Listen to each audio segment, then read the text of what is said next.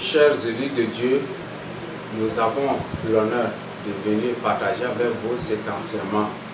C'est un enseignement qui a été aussi révélé et nous voulons partager avec vous pour vous informer et pour vous avertir des choses que vous ignorez. Ce n'est pas moi qui vais vous donner cet enseignement, mais plutôt le Saint-Esprit.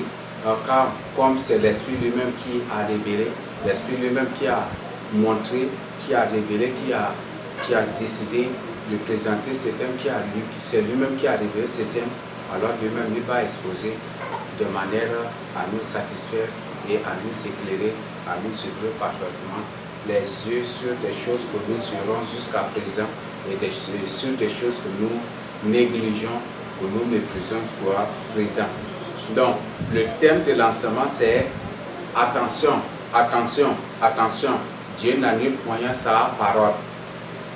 Attention, attention, attention, Dieu n'annule point sa parole. C'était le thème de l'enseignement que vous allez recevoir de l'Esprit Saint qui a décidé de vous le présenter, de vous l'exposer pour que vous compreniez pour que vous le compreniez, afin que vous évitiez les erreurs, vous évitiez certaines fautes que vous commettez et certains propos que vous tenez aussi sur certaines choses que par la suite vous-même vous allez découvrir. Donc, nous savons bien que la parole de Dieu est immuable, comme Dieu est immuable, sa parole aussi est immuable. La parole de Dieu demeure telle qu'elle est, et la parole de Dieu restera et sera la même pour toujours, pour l'éternité. Le Seigneur lui-même, par des moments lui-même, dans l'ancienne loi, il a donné des lois qui par la suite dans la nouvelle alliance, il a aboli pour les remplacer avec d'autres. Donc c'est Dieu lui-même dans sa souveraineté et dans son plan de salut pour l'humanité qui opère et qui décide toutes ces choses qui sont ces décrets divins. Et comme il a dit à Amos, comme il a dit au prophète que son arrêt, que c'est ça son arrêt, et c'est une décision, c'est son arrêté divin. Donc c'est ce qu'il a fait pour que l'humanité au moins se soit sauvée. Donc ne disons pas que Dieu annule sa parole. Dieu n'annule point du tout sa parole. Dieu n'annule point du tout sa parole. Ce qu'il dit, il l'accomplira. Même une prophétie sortie, même si cette prophétie tarde à s'accomplir, elle s'accomplira un jour. C'est que lui, le Seigneur lui-même, de sa propre bouche a dit, il l'exécutera, il le fera d'un jour à l'autre selon son bon gré. Ce n'est pas un homme de lui imposer de faire ce qu'il veut, ce n'est pas un homme de lui imposer d'exécuter ce qu'il a résolu ou ce que lui il a dit, mais c'est à lui de faire toutes choses selon sa volonté. Donc s'il y a des choses que le Seigneur a dites et qui tardent encore à venir à s'accomplir, comme Dieu a dit à Habakkuk, attends-la seulement, attends, et attends seulement, si cette prophétie tarde à s'accomplir, attends-la, elle s'accomplira. Et c'est ce que nous allons découvrir par la suite. Si Dieu dit quelque chose, il l'accomplira. Si Dieu ordonne quelque chose, il l'exécutera. Car il ne trahit pas sa parole, il ne révoque pas sa parole, il n'annule pas sa parole et il ne déçoit point du tout sa parole. Donc c'est ce que le Seigneur fait. Donc c'est ce que nous allons aussi découvrir par la suite. Maintenant nous allons voir la définition de certains thèmes, l'explication de certains thèmes pour nous aider à comprendre. Donc qui est Dieu?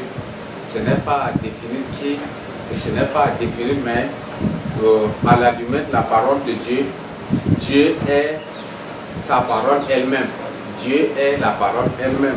Selon ce que Apocalypse 19, verset 13 nous dit, son nom est la parole de Dieu. Donc, Dieu est sa parole elle-même. Dieu est la parole elle-même.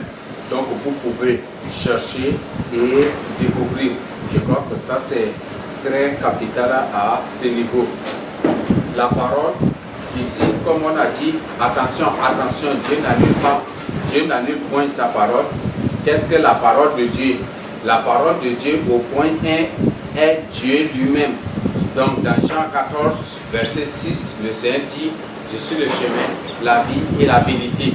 Dans Apocalypse 19, verset 13, nous avons vu que son nom est la parole de Dieu. Dans Jean 1, du verset 1 à 5, la Bible dit qu'au commencement était la parole était avec Dieu, et la parole elle-même est Dieu. Donc la parole elle-même est Dieu, et cette parole qui s'est manifestée en la personne du Seigneur Jésus-Christ. Donc lisez minutieusement Jean 1, du verset 1 à 5. Si vous me le permettez, je vais lire pour qu'ensemble nous puissions comprendre. Donc Jean 1, 1 à 5. Donc je vais lire. Au commencement était la parole, et la parole était avec Dieu, et la parole était Dieu. Elle était au commencement avec Dieu. Toutes choses ont été faites par elle, et rien de ce qui a été fait n'a été fait sans elle. En elle était la vie, et la vie était la lumière des hommes. La lumière brille dans les ténèbres et les ténèbres ne l'ont point reçu. Donc, la parole est Dieu, et en la parole de Dieu se trouve la lumière. C'est la parole de Dieu qui apporte la lumière. Ce n'est point du tout la philosophie qui apporte la lumière, ce n'est point du tout la littérature qui apporte la lumière, mais c'est plutôt la parole de Dieu. C'est ce que la Bible nous dit, c'est ce que Dieu nous a créé à son image et à sa ressemblance. Toi qui es un humain normal créé à l'image de Dieu, c'est ce que Dieu nous dit ici dans sa parole. Donc c'est sa parole qui est notre lumière, et c'est en cette parole que se trouve la vie éternelle, l'existence physique. Dieu ne tient pas vraiment compte de cela, parce que le Seigneur Jésus-Christ a bien dit déjà que la chair ne sert à rien, mais c'est l'esprit qui vivifie. Je disais Jean 8, je crois que c'est le verset 60-61, vous pouvez lire, ou je ne sais pas si c'est le 68, le verset 68, vous pouvez lire ça pour découvrir. La chair ne sert à rien, mais c'est l'esprit qui vivifie. Donc c'est l'esprit qui vit éternellement. C'est pourquoi l'homme s'intéresse d'abord au salut de l'humanité. L'homme s'intéresse d'abord au salut, à la vie de l'homme, pour que l'homme soit sauvé, pour que l'homme ne parte pas en enfer, pour que l'homme n'aille point en enfer, pour que l'homme soit plutôt sauvé. Donc voilà, c'était la parole de Dieu. Ça c'est au point 1, nous avons dit que la parole est Dieu lui-même. Nous avons lu, nous on vient de lire aussi Jean 1, du verset 1 à 5 déjà. La parole est la lumière. Donc la parole de Dieu est la lumière. Nous allons lire Jean 12, le verset 46 pour découvrir qu'est-ce que la parole de Dieu. Donc la parole de Dieu est la lumière. Je suis venu comme une lumière dans le monde, afin que quiconque croit en moi ne demeure point dans les ténèbres. Donc le Seigneur Jésus-Christ est venu. Le Seigneur Jésus-Christ est la lumière qui est venue pour que quiconque qui croit en lui ne demeure point dans les ténèbres. Et on a bien dit que c'est ce que Jean 1 du verset 1 à 5 nous dit, que c'est en la parole que se trouve la lumière. Donc c'est pour dire que c'est par la parole que le Seigneur nous a apporté, c'est par cette parole qu'il est aussi notre lumière. Et c'est pour ça que comme nous portons sa parole et que nous allons partager avec les autres, le Seigneur dit que nous sommes aussi celles et lumières du monde. C'est ce qu'il nous a dit dans Matthieu 5, le verset 13. La parole de Dieu, au point 3, bien sûr, la parole de Dieu est la vérité. Donc Jean 17, 17, dans Jean 17, 17, le Seigneur Jésus-Christ a dit, ta parole est la vérité. Et le verset 19, le Seigneur Jésus-Christ a dit, je me sanctifie pour eux, pour mes disciples, afin que mes disciples soient sanctifiés par la vérité. C'est ce que le Seigneur Jésus-Christ a dit. Donc la parole de Dieu est la vérité. C'est pour ça que si une personne est catégorique, si une personne se déclare combattante, ennemie de la vérité, j'assure bien que vous avez affaire à un agent Satan. Mais la forte possibilité, il y a 98%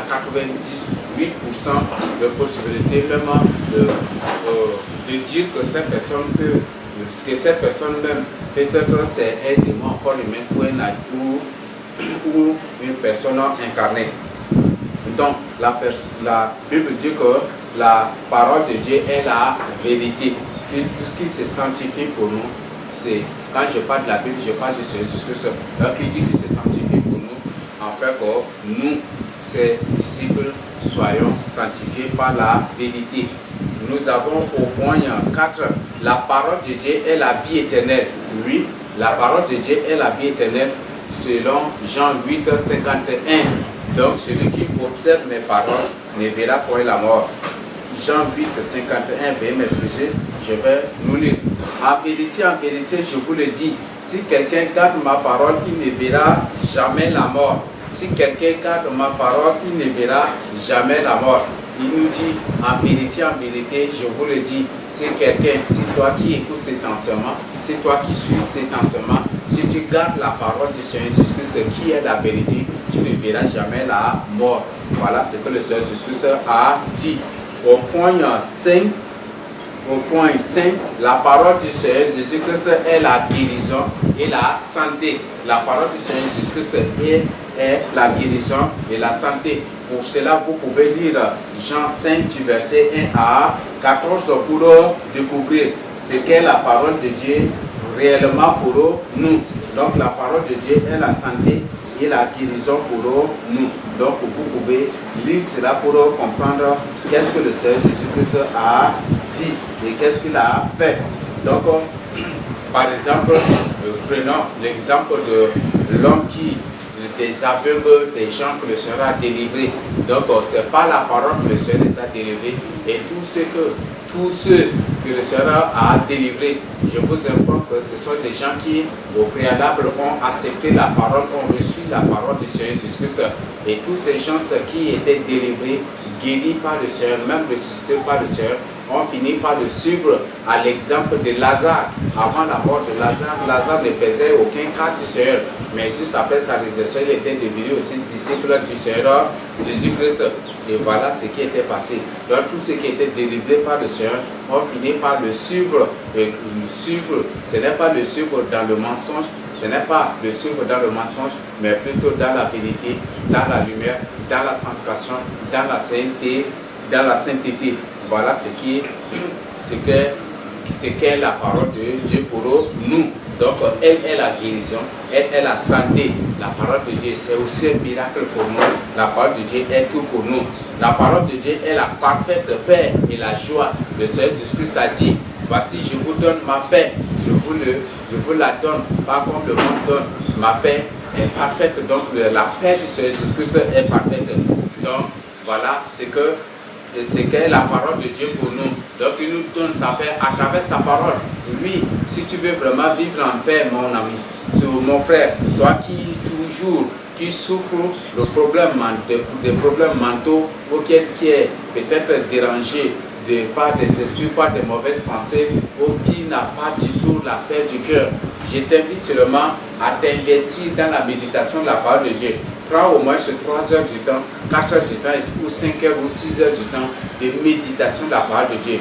Plus quand tu comprends cette parole, tu vas voir que tout ce qui te dérange disparaît et la paix parfaite du Seigneur Jésus-Christ s'installera en toi, s'établira en toi et la paix du Seigneur Jésus-Christ te restaurera, te rétablira.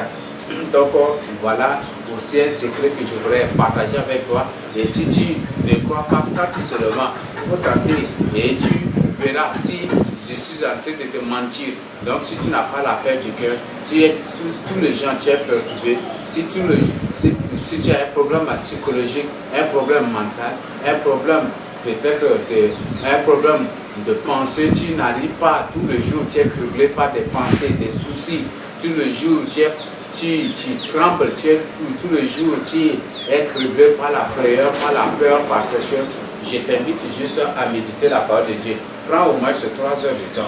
Prends au moins 1 heure, 2 heures, ou 3 heures, ou 5 heures, ou 6 heures, ou 7 heures. Prends tout ton temps, même du matin jusqu'au soir, et tu vas voir, ton problème sera résolu. Au lieu de prendre peut-être de l'argent pour aller voir un psychologue ou voir une personne qui va juste déplacer le problème et le dramatiser après. Il faut venir plutôt à la parole de Dieu qui va te donner une parfaite guérison, un parfait rétablissement, une parfaite paix et une parfaite délivrance et qui ne déplace, la parole de Dieu ne déplace pas le problème, mais ôte plutôt le problème de l'homme, le fardeau de l'homme et le joug de l'homme. Il ne le passe seulement aussi, après l'avoir ôté de prise et le retire en poussière et on ne le retrouvera plus du tout ces problèmes-là. Donc voilà ce qu'est la parole de Dieu. Au point 7, nous avons dit que la parole de Dieu est une assurance, une garantie et c'est une bénédiction. Pour cela, je vous invite à lire Deutéronome 28 et vous allez découvrir que la parole de Dieu est vraiment une garantie pour nous, est vraiment une parfaite assurance pour nous, est vraiment une source de bénédiction. Donc lisez Deutéronome 28 du verset 1 jusqu'au verset 14 et vous allez découvrir ce qu'est la parole de Dieu, l'importance de vivre, de demeurer dans la parole de Dieu. Ça nous procure la bénédiction, ça nous procure la protection, ça nous procure l'élévation, ça nous donne une garantie, ça nous donne une parfaite assurance et la parole de Dieu ne nous décevra point du tout.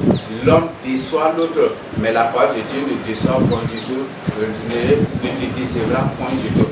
Voilà ce qu'est la parole de Dieu.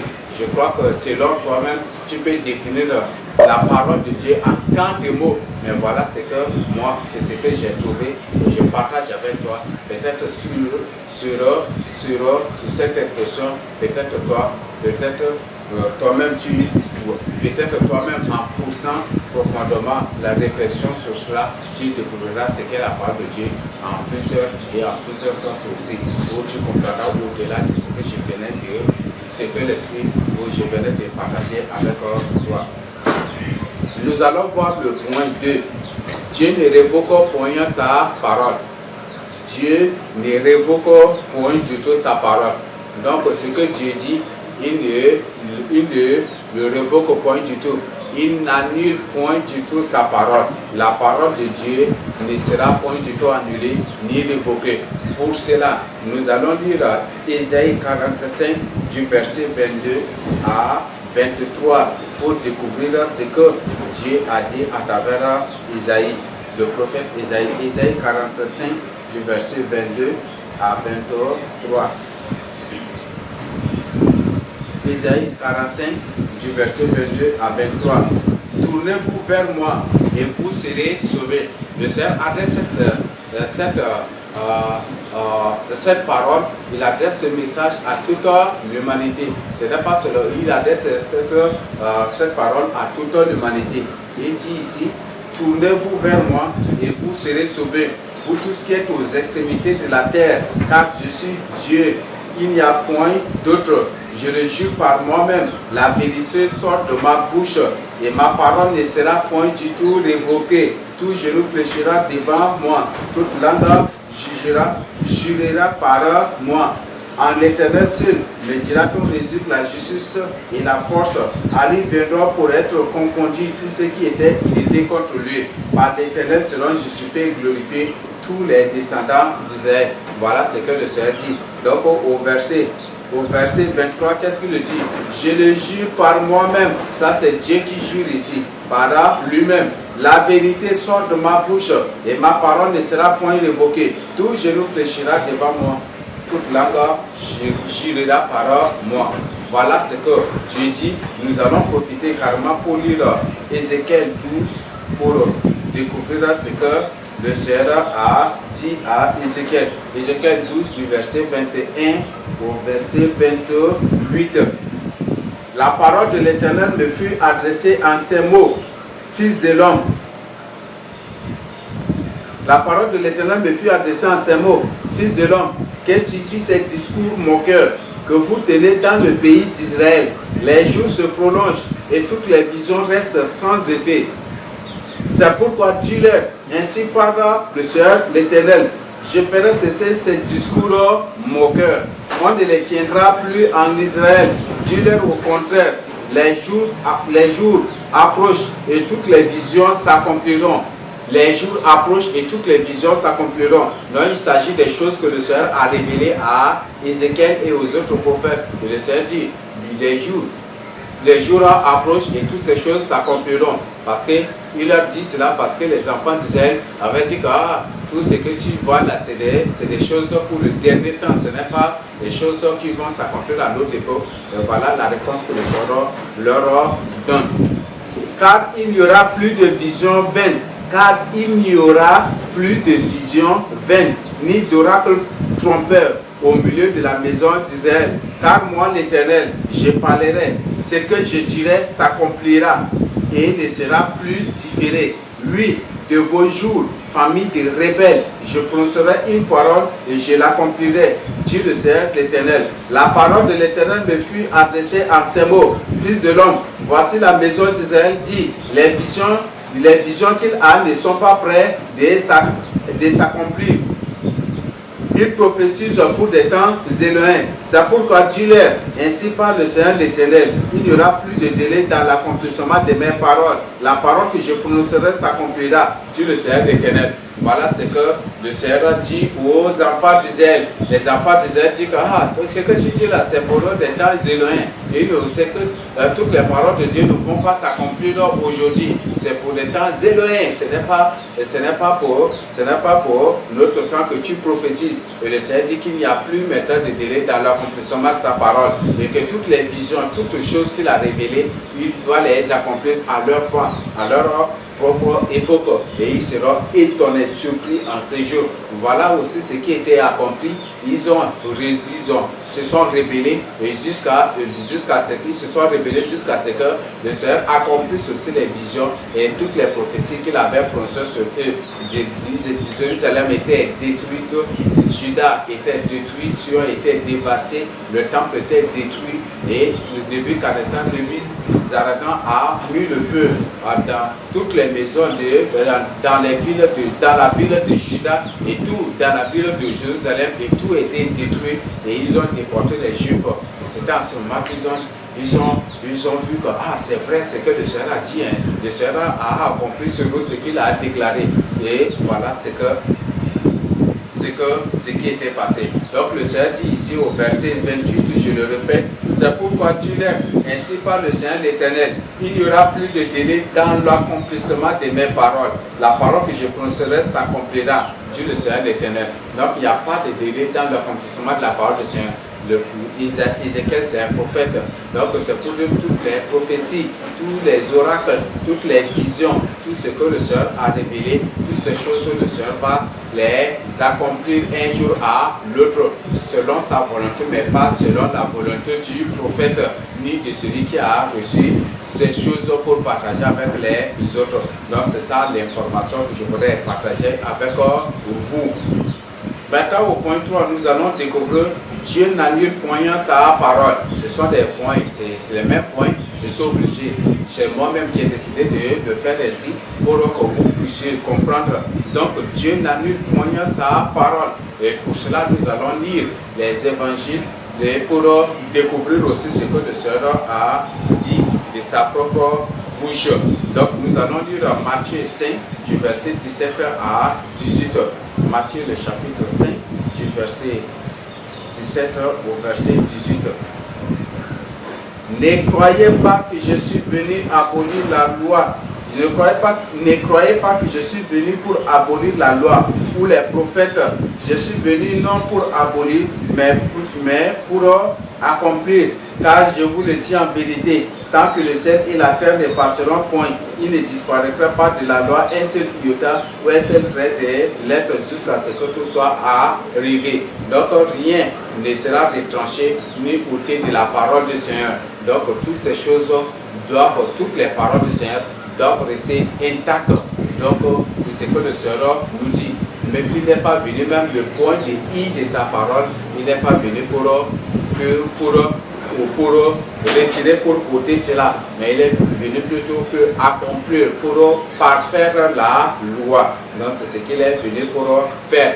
Effectivement aussi, avant, c'est le sang des boucs, des taureaux, des animaux qui couvrent le péché. Mais le Seigneur est venu pour remplacer ces lois par son propre sang. Et aujourd'hui, nous sommes nos péchés, au lieu que nos péchés soient couverts, nos péchés sont plutôt ôtés et effacés par le sang du Seigneur Jésus-Christ.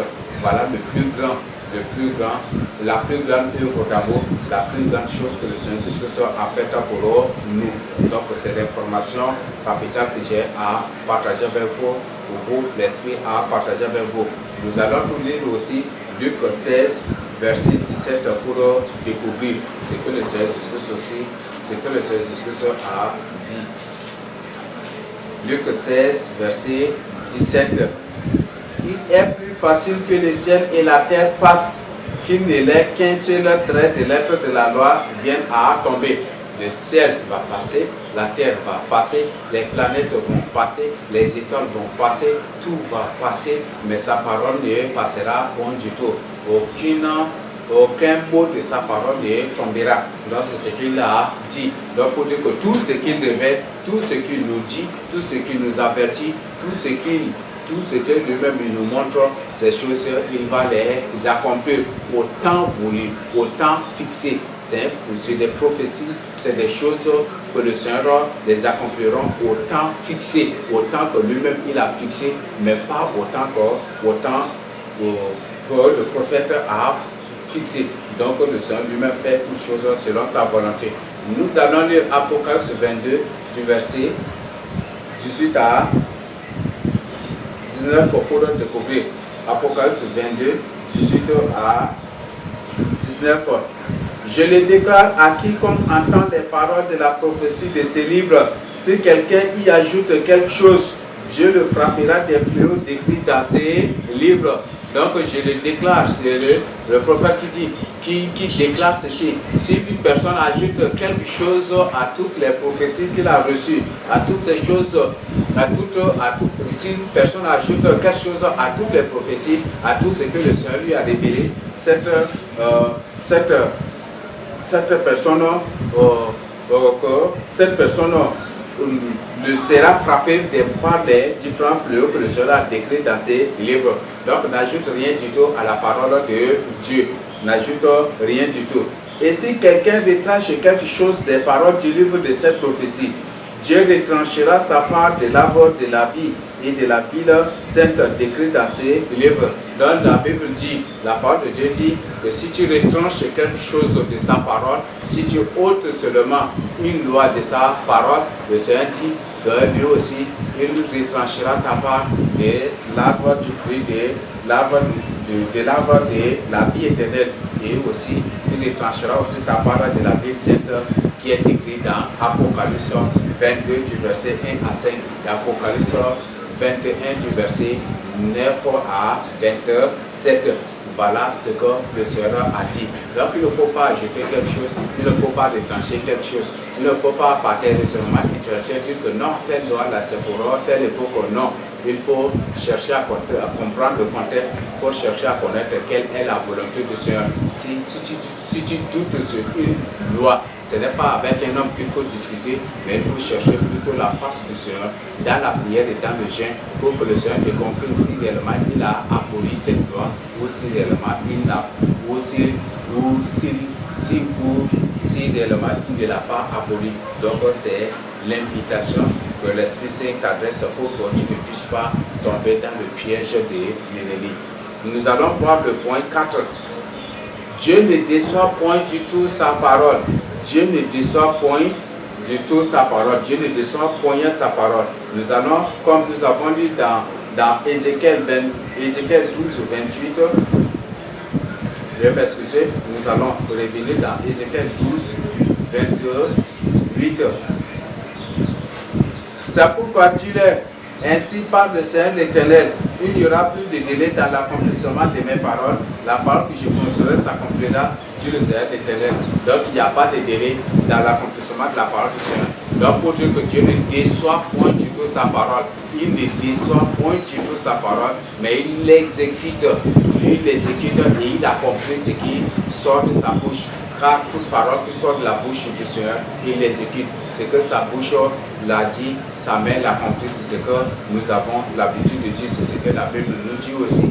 C'est ce que Somme, je crois que c'est Somme 33, le verset 16 ou le verset comme qui dit, quand il ordonne, ces choses existent et quand il dit et la chose arrive. Donc c'est ce que le Seigneur nous dit. Nous allons lire Habakkuk 2 du verset 2 à 3 pour voir si réellement Dieu ne déçoit point du tout sa parole. Habakkuk 2 verset 2 à 3. Habakkuk le chapitre 2 du verset 2 à 3. L'Éternel m'adressa la parole et il dit, écris la prophétie, grave-la sur des tables, afin qu'on la lise couramment. Car c'est une prophétie dont le temps est déjà fixé. Elle marche vers son terme et elle ne mentira pas. Si elle tarde, attends-la, car elle s'accomplira. Elle s'accomplira certainement. Voilà ce que le Seigneur dit ici. Donc, si cette prophétie-là, si tout ce que le Seigneur révèle, si toutes les prophéties du Seigneur Jésus-Christ se tardent encore à s'accomplir, attendez-les seulement et vous allez les voir s'accomplir. Voilà ce que Dieu a dit à Habakkuk. Donc, ce n'est pas à être pressé. L'homme est pressé, mais Dieu est là, calme et silencieux pour l'observer. L'homme est toujours agité. L'homme agit par la vue, mais Dieu agit selon mais Dieu agit par sa parole et selon sa parole et selon ce qu'il a déjà déclaré. Donc c'est très important que nous puissions comprendre ces choses-là. Donc le Seigneur est bien clair ici. Il a bien précisé ici que sa parole doit être lue couramment. Et qu'est-ce qu'il dit? Car c'est une prophétie dont le temps est déjà fixé. Donc pour dire que toute prophétie, toute vision, tout ce que le Seigneur révèle, tout ce que le Seigneur montre, toutes ces choses-là, au moins ont un délai d'accomplissement. Le Seigneur a le Seigneur a attribué à chacune de ces choses un délai ou un temps fixé pour que ces choses seront accomplies ou seront accomplies ou réalisées. Donc voilà ce que le Seigneur dit. Elle marche vers ce terme et elle ne mentira pas. Donc la parole de Dieu ne ment pas. Dieu ne ment point du tout. Donc c'est ce que la Bible nous dit. Si elle tarde, attends-la, car elle s'accomplira. Elle s'accomplira certainement. Voilà encore ce que la confirmation que le Seigneur donne. Donc Dieu ne déçoit pas du tout sa parole. Si Dieu dit quelque chose, c'est que ça tarde à s'accomplir. Ne soyez pas pressés, ne vous agitez pas et ne vous précipitez pas à raconter de n'importe quoi, mais plutôt attendez l'accomplissement de cela, car le Seigneur ne dit rien sans rien. Quand il se met en colère, ses prophètes doivent prophétiser. C'est ce qu'il a dit dans Amos 3, le verset 7. Donc c'est très important que vous attendiez l'accomplissement de la parole du Seigneur. Et si le Seigneur prononce des choses, et si le Seigneur prononce des choses, donne des avertissements, ce que vous devez faire en tant qu'humain normaux, créé à l'image de Dieu et à sa ressemblance, c'est de vous repentir. Mais si vous ne vous repentez pas en riant, en plaisantant, en se moquant de Dieu ou en se moquant de ses serviteurs ou en attendant d'abord l'accomplissement de ces choses avant de se repentir ou peut-être dans lesquelles attendre pour que ces choses en s'accomplissant vous empressez à vous repentir. Ça, c'est là, le Seigneur ne veut pas cela et ça va être vraiment trop tard pour vous.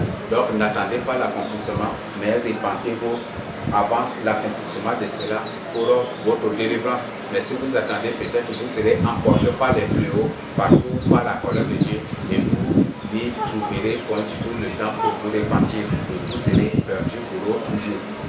Nous allons voir le point 5. La parole de Dieu est la constitution du ciel. La parole de Dieu est la constitution du ciel. Ça, c'est vraiment très capital.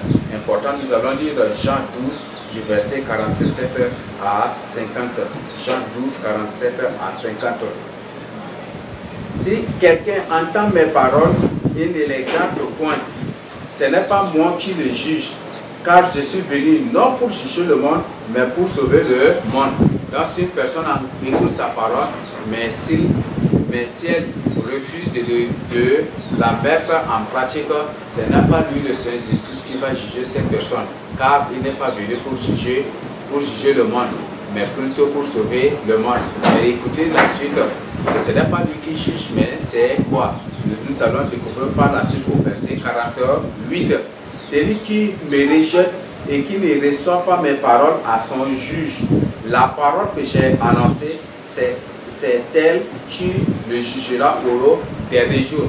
Donc c'est la parole qu'il nous a adressée, c'est cette parole-là qui va nous juger au dernier jour. Donc lui-même il ne juge personne, mais c'est sa parole qui le jugera. Oui, aujourd'hui, même dans le pays, c'est ce qui se passe, n'est-ce pas? Donc dans un pays, ce n'est pas les juges qui jugent, mais c'est plutôt la constitution, les lois du pays qui jugent, qui disent que tu as commis telle faute ou tu as fait cela. Voilà, et voilà, c'est ça le jugement. Donc ce n'est pas une personne qui te juge, mais c'est la constitution, les paroles décidées, les paroles prononcées, les paroles décrétées. Ce sont ces paroles-là qui te jugent qui te juge ou qui te condamne ou qui te justifie. Donc c'est ce que le Seigneur dit aussi. Donc c'est sa constitution qui juge. Aujourd'hui le pays travaille. Dans tous les pays travaillent avec leur constitution. Le Seigneur aussi a sa constitution. C'est la constitution qui juge les habitants, qui juge ceux qui la transgressent, ceux qui transgressent l'une des lois, l'une des articles ou l'une des lois de cette constitution. Donc c'est la constitution qui juge. Ce n'est pas le président qui juge, mais c'est ce qui est décidé unanimement, c'est ce qui est arrêté unanimement, c'est ce qui est décrété unanimement, c'est ce qui est résolu unanimement, ce qui est voté unanimement. C'est ça là qui juge. Et voilà aussi, le Père, le Fils et le Saint-Esprit a voté sa parole et il a mis à notre disposition. Donc c'est une parole déjà votée et c'est unanime et c'est à mettre en pratique. Si on refuse, lui n'a plus de parole parce que il n'a plus de condamnation. Cette condamnation ne se trouve que dans ce qu'il a déjà résolu, dans ce qu'il a déjà déterminé. Donc voilà ce que le Seigneur Jésus nous dit. Donc ça c'est le verset 48. Donc ce n'est pas lui qui juge, mais c'est la parole que nous avons entendue, que nous avons refusé de mettre en pratique. C'est cette parole-là qui nous jugera, qui nous condamnera. Et voilà, aujourd'hui, le Seigneur nous révèle des choses vraies, des choses confirmées, des choses que le Seigneur des choses qu'il a conformément à beaucoup. Beaucoup se sont engagés dans la prière, dans le jeûne. Le Seigneur leur a confirmé ces choses-là. Donc, ce sont des choses vraies. Toutes les révélations, tout ce que le Seigneur nous a révélé, ces choses que nous avons partagées avec vous, ce sont des choses vraies et véritables, ce sont des choses réelles. Si vous refusez de mettre en pratique, ce sont ces choses-là qui vous condamnera aussi au dernier jour. Donc, c'est l'information capitale que j'ai à vous dire. Donc, la parole de Dieu, toute révélation, c'est la parole de Dieu. Toute prophétie est la parole de Dieu. Et nous allons découvrir tant d'autres choses encore par la suite qui vont vraiment nous aider. Donc c'est très important.